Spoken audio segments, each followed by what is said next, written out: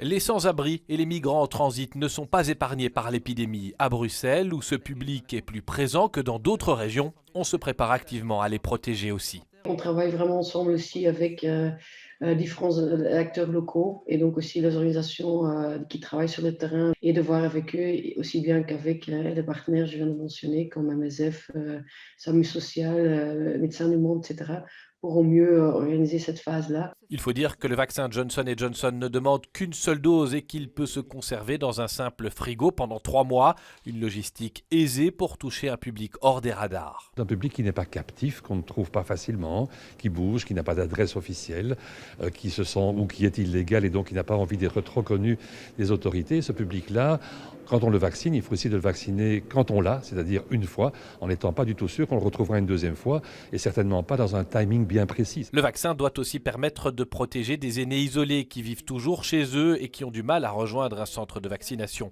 Son taux d'efficacité n'est que de 65% contre 90% pour d'autres vaccins. Ça ne m'inquiète pas par son efficacité par rapport à les infections sévères est tout aussi bon.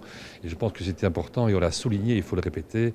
Dans un cas de pandémie, il faut prioriser la protection contre les formes graves de la maladie. Et il faut pouvoir tolérer éventuellement un peu plus de formes légères dans certains cas pour avoir en même temps la facilité de ce type de vaccin.